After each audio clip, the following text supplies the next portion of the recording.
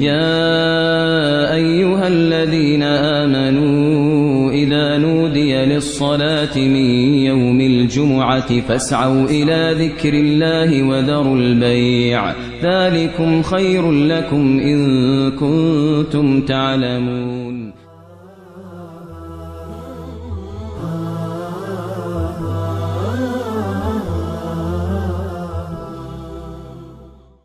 إن الحمد لله نحمده ونستعينه ونستغفره ونستهديه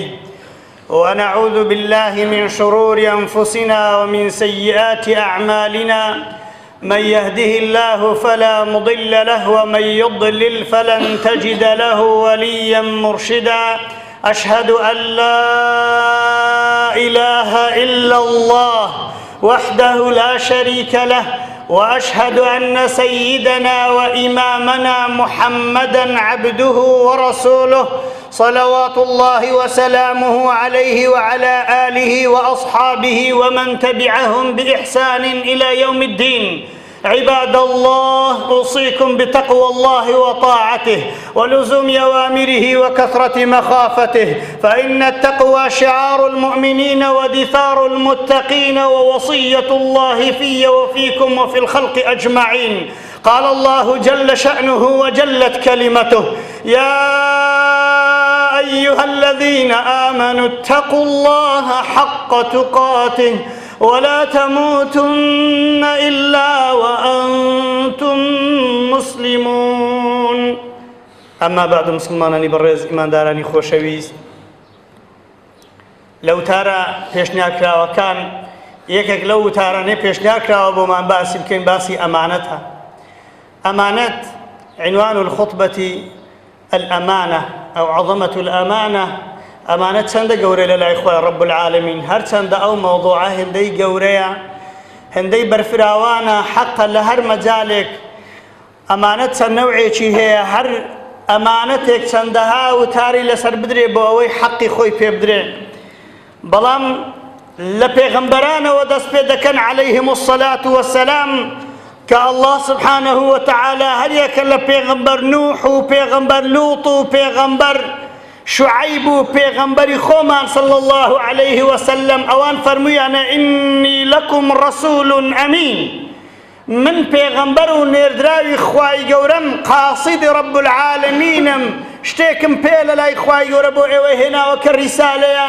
و ئەمینیشم لە گەیاندن، و ئەمینیشم لەوەی بەڕێک و پێشی دەیگەینم، و ئەوەی بە منیشی گەیاندووە ڕەسوولێکی ئەمینی خوای گەورەی کە حەزرەتی جبرائیلە. کەواتە بەڕێزان و خۆشەویستانم، هەر لە چیرۆکی پێغەمبەران عەلەیهیم الصەلاة وەسەلام یەکەیەکیان تەماشە دەکەن ئەو پەڕی ئەمانەت، ئەو پەڕی ڕاستی لە گەیاندنی پەیامیان، لە ژیانیان، لە قسەیان، لە گفتاریان، لە ڕەفتاریان، هەمووی ئەمانەتی پێوە دیارە. یا ڕەبی خوایە بۆ خاتری عەظەمەت و گەورەی خۆت ئینسانێکی ئەمین بین لەو دنیایە، لەسەر ئەمینی بژین و بە ئەمینی بمرین یا ئەرحەم الراحیمین. چەندە خۆشە لە دنیا باوکت ئەمین بێ، برات ئەمین بێ، بۆ خۆت ئەمین بی، مامۆستات ئەمین بی، سەرۆکت ئەمین بی، وەزیرت ئەمین بی، گەورەت ئەمیر بی، هەموویان ئەمین بن، ئینسانی ئەمین بن، لەناو ئەمیناندا بژی، هەتا لە شوێنی ئەمینەکان جێگا ببێتەوە لەگەر پێغەمبەران و ڕازگۆیان و شەهیدان و پیا و ساڵحان. یا ڕەبی خوایە بۆ خاتری عەظەمەت و گەورەی خۆت حەشرمان لەگەر ئینسانی ئەمین بکەی. بەڕێزانم، گەورەی هەموو ئەمینان محەممەد المستەفا صلی الله عليه وسلم هەر لەو ڕۆژەی لە دایک بووە ئەمین بووە، حتا لە تیجارەتدا ئەمین بووە، لە ژیانی ئەمین بووە، لەگەر ماڵ و منداڵی لێی ئەمین بوونە، جیران لێی ئەمین بووە، حتا دانانی بەردی ڕەش لە ناو دیواری کەعبە یعنی حەجەر الئەسوەد بۆ خزمەکانی خۆی دانەناوە، بە ئەمینی هاتووە فەرموویەتی هەر ڕێز عەشیرەتێک و بە لایەکی ئەو پەڕۆی هەڵگرێ و عەبایە هەڵگرێ کە ئەو بەردەی لەسەردا دەنین، کەواتە لەوەشدا ئەمین بووە. کاتێک خوای گەورە لە قورئانی پیرۆزە فەرمی: إن الله يأمركم أن تؤدوا الأمانات إلى أهلها. دەزانین سەبەب نزولی ئەو ئاەتەی چی بوو، لەکوێوە هات؟ کاتێک پێغەمبەر صلی الله عليه وسلم بە ئیذنی خوای گەورە فەتحی مەکەی کرد و دانیش، ئیمامی عەلی فەرمووی: جا کلیلی کەعبەی بدەمە بە خزمەتی کەعبەی بکەین یا رەسوول الله صلی الله عليه وسلم. لێم گەڕێ بە ئەو جارێ ئاوی حاجیان بدەین، لێ گەڕێ بە خزمەتی حاجیان ئەو شەڕەفە گەورەی بە ئێمە ببەخشێ. پێغەمبەر صلی الله عليه وسلم ئاوری داوە فەرمی: کا عوسمانی کوڕی تەڵحە، فەرمی وەرن کوڕەکانی تەڵحە، ئەو کلیلان ئەمانەتی ئێوەیە، مادام ئەمانەتی ئێوە بۆ لەدەستی ئێوەش دەمینێتەوە ئیلا زاڵمێک نەبی کەس ناتوانێت لێتان بسێنێ. یعنی نەیدا ئامۆزای خۆی، نەیدا زاوای خۆی، نەیدا نێزیکترین کەسی خۆی. خۆگەر کەسێک لە دنیای هەبا لە پێغەمبەری نێزیک با صلی الله علیه وسلم مامی عەلی بووە، دەبێت کلیلی بدا ئەو گەورەی بدا ئەو، بەڵام فەرمووی حتا دنیایە کەسێک نابینێتان بسینێ ئیلا مەگەر کەسێک بە زوڵم بێ، کەواتە ئەو کەسەی کلیل لە ئالی عوسمانی کوڕی تەلحە بسێنێ بە حەدیثی پێغەمبەر صلی الله علیه وسلم زاڵم دەبێتە کەسێکی زاڵم. و ئەوەش مزگینیە لەوە ئەو بنەماڵەیە، یعنی پیاوتان تێدا دەمینی کە خزمەتی کەعبەی بکەن، چونکە خزمەتی حەرەمەین بە پیاوان دەکرێت. کەواتە بەڕێزان و خۆشەویستانم، ئیسلام تەنها عەقیدە و عیبادەت نییە، أخلاق لمكونات دين الإسلام. الإسلام ليس إلا عبادات وعقيدة، عقيدة أو عبادات، ولكن الأخلاق شرط من شروط دين الإسلام. كواتا إنسانك عقيدة تنزوان بعبادة تنزوان كأخلاقيات إسلامية تدا نبي بمسلمان حسابني أو كسا سيكا خواجر فرمي قد أفلح المؤمنون وصفي عندك كينا أواني لنجدا خشوعيان هي أواني كوا زكاة أدن أواني كوا تاكا أكن بلان دي تصرف خواجر فرمي والذين هم لأماناتهم وعهدهم راعون. وأواني أمانتي خويان أمانة كان بزواني دا بارزن رعايتي أمان حرسوا راعي شواني أمانة كان يعني وهروها لبو عهد كان خوشيان ريكو بيكن. كواتا برزان خوشويستانم أعظم أمانة لدنياتها، أعظم أمانة قرآن فيروز، أعظم أمانة إسلام، أعظم أمانة أو عقيدة وبيلو باوري جورتين أمانتها أو لو أمانتها إذا دريغي كر تنازلك لعقيدة خوي، تنازلك لقرآن خوي، دستوري رب العالمين يقول يوبا دستوري شديك بدستور شرقي وغربي جورتين خائنة لسن أو زويين. أجر هم عالم صبري بولا بدا، أجر هم عالم وكو خوات ما شك والعياذ بالله خوي لسر بكشندن وكو سيد العالم بدور دا بصورنا أمرنا هي كان يجيب كان بلام هر خوا جل جلاله الله لا يقي برسنو لا يقي داناني دستورة هم دستورة كان كذا بخنا بن بي من دارك كان يشتان كواتب الرزان خوش يستانم. إنا عرضنا الأمانة على السماوات والأرض والجبال فأبين أن يحملنها وأشفقن منها وحملها الإنسان إنه كان ظلوما جهولا. خواهي قورا فرمي أو أمانتك قرآنا أو أمانتك أمرنا هي كان خواهي قورا بو آسمان كان مناد بو زوي مناد بو شاخ كان مناد هميان ترسان قلت لما طاقتي ومانيا مجبورش نبو على وجه التخيير. ويورا فرمي ودتوانا وقرآني هالقرين قلت أنا أتوان أجر هالقرين خير تاندقة تجاهر نقرين عذاب تنبوي إنسان هالقر كهالي شقر دبي دستي بيو بقرين تنازل كردن لو قرآن تنازل كردن لدفاع على القرآن تنازل كردن لعقيدة وبينو باوري خوت جورتين خيانة بخوا وبيغمبري خوا صلى الله عليه وسلم ولا بو قيامتي خوش جورتين مال ويلانيا يا ربي خوا أو أمانة أنا من ببارزني يا أرحم الراحمين فشت ما بقري يا أرحم الراحمين خطرنا بارسني أمانة جورتين خطورة كإنسان توشي به بيغمبر صلى الله عليه وسلم فرمي لا إيمان لمن لا أمانة له رواه مسلم أفرمي إيماني نية أو كسيكوا أمانتنا بارز ولا دين لمن لا عهد له أوش ديني يا صاحب دنيا ويصاحب وعد نبي لويا لكاتي قرضدارية لكاتي معاملة لكاتي تجارة كابرا زور محاولة قدك دلي آخر أقدر بو أمانتها بزان كابرا تسوي كابرا قلتي باش تو هرن ده مشتكي بقرت بدستي آخر وعد بيدي لفلان وقت يبلون بقرينيو وعد بيدي أجر قلتي باشا نيجران دو كواتا الدين وإيمان هتشتك لك نوي قدريني خواف نعم يا ربي كواتا بيغمبر صلى الله عليه وسلم فرمي 4 إذا كن فيك فلا عليك ما فاتك من الدنيا حفظ صدق حديث وحفظ أمانة وحسن خليقة وعفة طعمة سؤال شد هنا أجر خواب قسمتي كردبوي خفض لو دنياي نخوي أتوسر كوتوي جورتين قازان زد كردوا لقصة كانت الراس قوبي وأروها أمانتي خد بزواني باراس به وأخلاقي شد زوانتها به وأخواردك باكو حلال به يا ربي خواه أو أنا ما بقسمتك بخاطري عظمة الجوري خود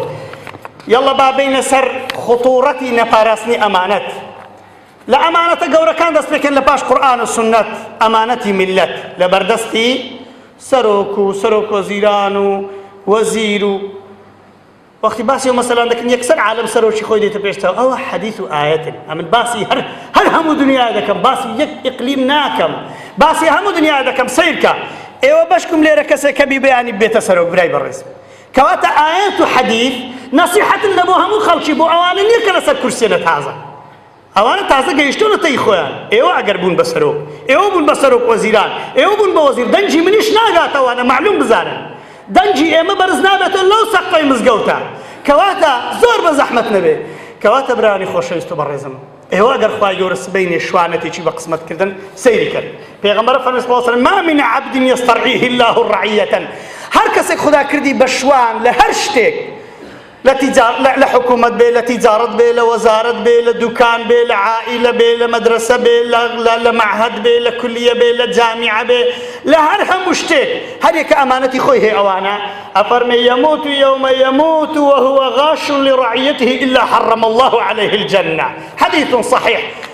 لو ڕۆژێک کە دەمری ئەو ڕۆژێ بڵێن وەڵاهی فلان کەسە بەس بە ئیثبات فلان کەسە خیانەتی کرد لەو شتێکە لە بەردەستی بوو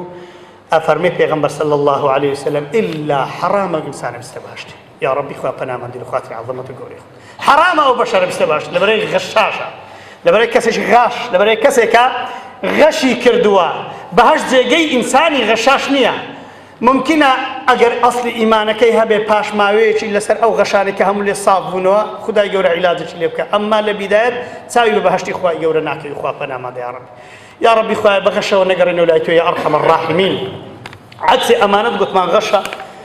غش لتي دست بيدك لا زيران دست بيدك يلا بزانين هر كسي لزيران خوي أمين يا النار يا غمر صلى الله عليه وسلم فرمي والله لا يؤمن والله لا يؤمن والله لا يؤمن سيدار فرمي أصحاب دلرزين والله إيمانين من لا يأمن جاره بوائقه هر كسيك إيمان هر كسيك زيرانكي ما معنى بوائقه يعني شره هر کەسێک لە شەڕی جیرانی خۆی ئەمین نەبی جیرانی لێی ئەمین نەبی کەوا تووشی شەڕی دەکا ئەفەرمی ئیماندار نییە و جیرانە یەڵڵا با هەر کەسێک لەمە ئایا جیرانی تۆ لە تۆ ئەمینەکەوە غەدری لێ ناکەی لە لای ناموسێ تەماشای ناو ماڵی ناکەی ڕەقەمی کچەکەی وەرناگری بڵاوی ناکەیەوە حەیای نابەی ماڵی نادزی کوڕە دز پەیدا بوون جیران دزی لە جیرانی دەکا وەڵعیاذ بالله نەبووە شتی وها لە قەدیم و زەمان نەبووە جیران دزی لە جیرانی بکە دز مراقەبەی جیرانی بکە بزانی چی هەیە لێی بدزی کچی هەیە ماڵی هەیە پارەی هەیە زێڕی هەیە ئەو موسیبەتە فەقیری هەبووە لە بیدایەتی ئینتیفاز ئەو هەموو فەقرە هەبووە ئەو هەموو خەڵک لە برسان خەریک بوو دەمرد کەس دزی لە کەس نەدەکرد بەتایبەت جیرانی خۆی کەواتە بەڕێزان و خۆشەویستانم ئەدێک لە جیرانی خۆت ئەمین نەبی خۆت ببزەوی یەکسەر راپۆرتێکت لەسەر بنووسی لە بۆ حیزبە بەڕێزەکەی بزانم حیزبی چ لەبار دەوێ وەڵڵاهی جیران بۆتە جاسوس لەسەر جیرانی لە بۆ ئاسایش و فلان و بێوانە لە دەوڵەتان لە زۆر جیان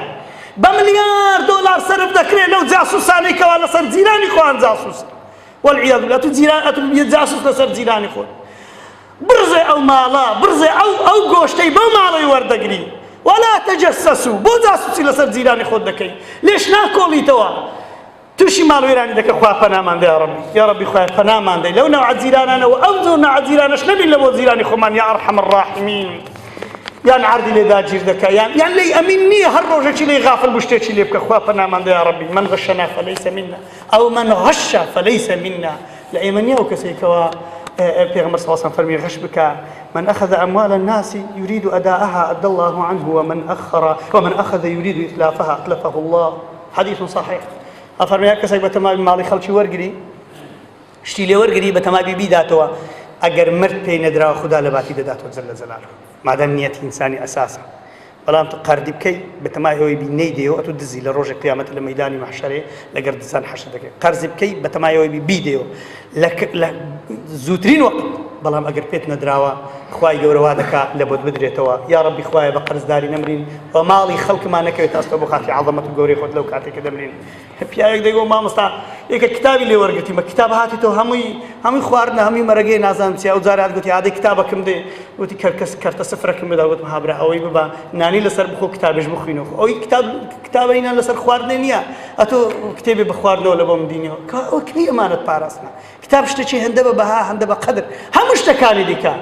سياري ده فلاني ده حتى بيتام كرشتي بأمانة ورمجرن أجر ورتانجل بي بارزن وكو تساوي خوتان كواتا برزان خوش يستانم علم فقه برزكان مان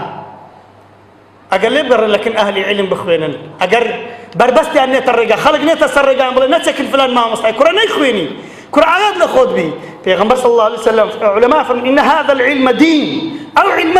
ديني تويا فانظروا عمن تأخذونه پیغمبر فرمی صلی الله علیه و سلم حدیثك صحیحه سیری که دینی خود لچه وردگری علمی خود لچه وردگری طالب العلم ما مستاکت چیه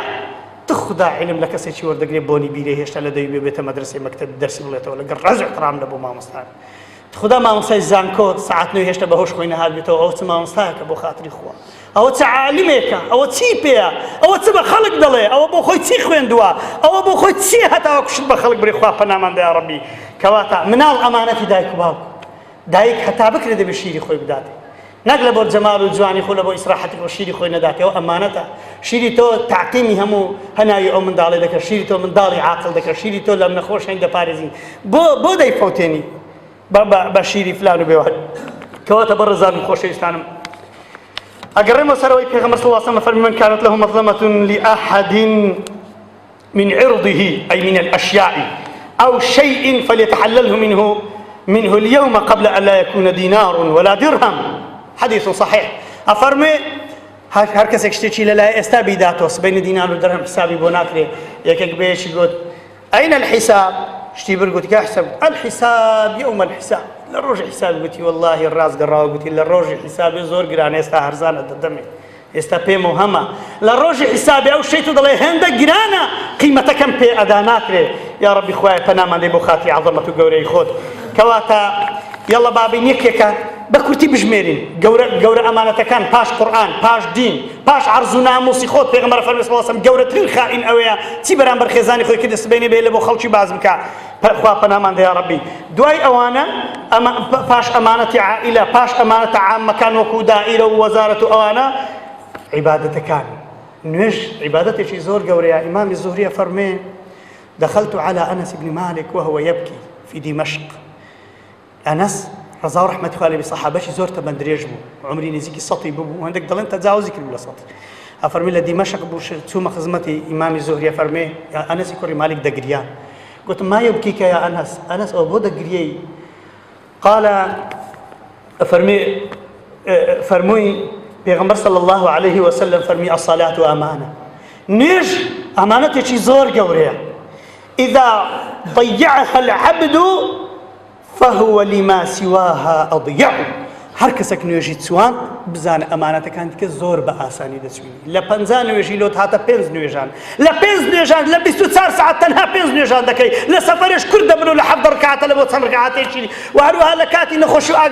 ئاگەر لە خۆ نەبێ نوێژت لەسەر نییە بەڵام ڕێی پێداوی بە تەیەموم نوێژێ بکەی لەسەر پشتە نوێژێ بکەی بە دانیشتی نوێژێ بکەی ئەوجا ئەوەندە ئەمانەتی خوای گەورەت لە ئەویش دەفەوتێنی دەزانن بس نوێش پاشی شەهادەی لە ئەرکانی ئیسلامی تاکە عیبادەتە هەموو کەسێک لەسەریەتی هەموو کەسێک زەکاتی لەسەر نییە برانی بەڕێزم ئەوی زەکاتی نەبی خۆ زەکاتی لەسەر نییە بەس باوەڕ پێ هەبوونی واجبە خۆ ئەوەی حەجی لەسەر نەبی و پێی نەکرێت خۆ حەجی لەسەر واجب نییە کەواتە خۆ ئەوەی ڕۆژی ڕەمەزانی پێ نەگیرن ڕۆژی لەسەر واجب نییە لە هەر پێنجان تەنها گوتنی ئەشهەدو ئەن لا ئیلاهە ئیلا الله وەئەنە محەممەدە ڕەسوڵ الله بەوەی داخلی ئیسلام دەبینجە بەس نوێژت دەبینی لە نوێژ زیات یەک شەهادە بینی دەبی مسلمان دەی ئەوەی نوێژت لەسەر یەک ڕوکنە یەک ئەمانەتە والله بۆیە دەڵێن ئینتیخاب ئەمانەتە ئەوەی دەنگ دەداتە نوێژ نەکرد ئەمانەتی فەوتاندووە بۆ لەبەرچی مامۆستا لەبەرەوەی ئەوەی نوێژی دەفەوتینی میلەتی دەفەوتینی ئەوەی میلەتی دەفەوتینی ماڵی میلەتیش دەفەوتینی گوێی لێ نییە ئایلەی خۆشی فەوتاوە خوا پەنامان دەڕ نوێژش دەرەجاتی ئەوەی محافەزە لەسەر نوێژە جەماعەتەکانی دەکا ئەوە لە هەمان جوانتر نوێژی پاراست و ئەوەی نوێژەکەی ئیشی چاچی پێدەکا ئەوە جوان نوێژەکانی خۆیان جێبەجێ کردیا دەلالەتی ئەوەی نوێژەکانیان لێ قبول بووە کەواتە بەڕێزانە خۆشەویستان مەجلیس ئەمانەتە ئەو کەسانی لە مەجلیس قسە دەکەن نابێ قسەیان بێدەرەوە و هەروەها گوتمان ئەو وەظیفانە هەروەها دکتۆر نەخۆشەکان ئەمانەتی دکتۆرەکان ئەوان ئەمانەتی دکتۆر ئەمانەتی مهندس ئەمانەتی ڕئیس عائیلە هەموو ئەمانەتی خۆی هەیە یعنی پیاوەشی وەکو ئیمامی زۆهری کە پیاوەشی زۆر صالح و سەید و تابعینی پێ دەڵێن لە تابعیەکان غولامی خۆی نردبوو شتێکی بفرۆشی گوتبی کوڕم بە 5 درهم بیفرۆشە مشتریەک هاتبوو عەرابی و خەڵکی گوندا گوتی بەچەند گوتی 10 درهم ڕاست 10 درهمی دابێ هاتەوە ماڵ گوتی ها قوربان فرۆشتم گوت بەچەندت فرۆشتی گوتی وەڵا بە 10 درهم فرۆشت بڕۆ بە دوای کابرای دابگەڕێ قیمەتەکەی 5 درهمە بۆ بە 10 درهمی دەیدێ چون کابرای عەرابیان دێتەوە لە دەشتێ هاتبوو گوتی وەرە کاکە سێشتە یان دەیبێەوە یان پارەی خۆ دەبێەوە شتێکەی مەدینەوە یان 5 درهمت دەدەینەوە یان هەموو پارەکە دەدەینەوە فەرمی کاکە من ڕازیمە گوتم کاکە ئێمە ڕازی نینە بۆ هێناوت گەیشتۆتە هەموو دنیای بەڕێزانم ئەوڕۆ لە معرەزچێ بەڕێزەکان ئەوڕۆ ئەو خەڵکانە پێیان شتێکی زۆر احتیاجی ئەو شتەی ئەمانەتە لە بەردەستی بە هەر نەوعەکی بفرۆشی کاکەوە ئەمانەتە برای بەڕێز خۆشەویست نەخۆشێک هەردوو کلیەکانی خەریک بوو لە ناو دەچوون گچکۆکە بوو 14 ساڵان بەهێشتە گچکۆکە بوو برمەلای بابی بردە لای دکتۆرێکی دکتۆر گوتی ئەوە بەس زەرعی کلیە بە دوو دەفتەران لەبۆ دەکەم برمەلای نەخۆشێ برمەلای دکتۆرێکی مسلمان چکە ئازانی گوتی مامۆستا ئەو عیلمە ئەمانەتە لەکەم لە پێناو خوای گەورە لە بۆی دەکەم وڵای گریانم هات کاتێک وای بوو دەوڵەمەندێک 90 وەرەقەی لەلای کابرایەک بوو ئەمیش چوومە لای گوتم کاکە فلان کەسە 90 وەرەقەی تو لەلایە بزانم چی لە بۆ بکەین و کەنج هەتا کەنجی لەبۆی تەعجیل دەکە گوت خۆم لەو 90 وەرەقەیم بە قەرز و شتوانە دادی گوتی ئەدی گوتیەوە بە بەلاشم دایتەوە وڵای گریانم هات کاتێک تەلەفۆنم لە بۆ کابرای قەرزدار کرد پێی دەڵێم دەزانی خوای گەورەوەی کرد ئەو صاحب قەرزەکەت لێ خۆش دەبی تی وڵای مامۆستا ناتوانم لە پێوە ڕاوەستم دادەنیشم بە قورئان لاقم دەلەرزم بەڕێزانم ئەو ماڵە ئەمانەتی دەستی دەوڵەمەندەکانە دەبێت شوانێکی چاک بن ئەگەر نا بە شوانی خراپ و خائین ناویان دەبردێ چونکە زۆرجا حرامی لەگە تێکەڵ دەبێت چونکە زۆرجا مشکلە لەگە تێکەڵ دەبێت والله ئەوەی ماڵی حرام لەگەر ماڵی تێکەڵ دەبی نخێری پێ دەکرێت نەدەتوانی لە کەس خۆش بێ نەدەتوانی هەدیە بدا نەدەتوانی زەکات بدا هەموو شتەکانی لێ دەستیندرێنەوە چونکە ئەمانەتەکەی ئەمانەتێکی خراپە خوا پەنامان یا ڕەبی کەواتە بڕێزانم گوێیەکانت چاوەکانت جسمت هەمووی ئەمانەتە لە قیامەتیش ئاخر شت پێتان بڵێم خەتەریاتی ئەمانەت لە چدایە پێغەمبەر صلی الله علیه وسلم فەرمێ قامت الأمانة والرحم على جنبتي الصراط وقتی هر کسێک لەسەر لە ڕۆژی مەحشەرە نییە کەسێک بەسەر پردی سیرات دانەڕوا وإن منكم إلا واردها كان على ربك حتما مقضيا خدای گەورە واجبی کردووە کەس نێشت لەسەر خوای گەورە واجب بکە هەموومان دەبێ بەسەر پردی سیرات دا تێپەڕین خوایە بۆ خاتی عەظەمەت و گەورەی خۆت دەربازمان بکەیت چکە بنەکەی جەهەنەمە ئەفەرمێ سیلەی ڕەحم لەلایەک ڕادەوەستی ئەمانەتش لەلایەک ڕادەوەستی یا الله ئەوانەی ئەو دوشتیان بە جوانی بووبن بە جوانی کردبن چاویان لە سیڵەی ڕەحم و چاویان لە ئەمانەتەکانە بزانین چۆن دەڕۆن ئەگەر ئەو دویان پێ بێ زۆر زیرەکن لە ڕۆیشتن ئەگەر ئەو دویان پێ نەبێ زۆر زەلیلن ماڵوێران خوا پەنامان یا ڕەبی خوایە ماڵوێرانمان نەکەی بۆ خاتی عەظەمەت و گەورەی خۆت لێش پێغەمبەر فەرمی صلی الله علیه و سلم تاجری ڕاستگۆ لەگەڵ پێغەمبەرانە لێش خۆشەویستان و بەڕێزانم لە قیامەتدا ئەوانەی خائینن پێغەمبەر فەرمی صلی الله علیه و سلم لكل غادر لواء يوم القيامة يعرف بها يقال هذا غدرة فلان لروج قيامته واني خائن علميان هي اواني دفاعشان لخائنا كده لبن علمي واندرون ويوم ندعو كل اناس بامامهم لدو امام كان خوتان درون شات امام لو دنياي خائنة امام لبن لواي لبن علمي إمام خائنة كدروي يا ربي خوايا لبن لواء علني محمد المصطفى بر صلى الله عليه وسلم ولك تايدا هر أمتك وهر قومك بالرياء خيانتي دا وازي لأمانتنا إذن درا ولا لا إخواي جورا كاول ويران به يا ربي خدايا مال وحال من ببارزي إيمان من ببارزي نيجكان من ببارزي يارمتي من ديو بهز من كلا سر بارسني أمانة كاني كلا لا يمد أمانة دانا يا أرحم الراحمين عقيدة وبيدو باور من بارز راوكي لبلاني وبيلاني دشمناني أو دين الدور من بكي يا رب العالمين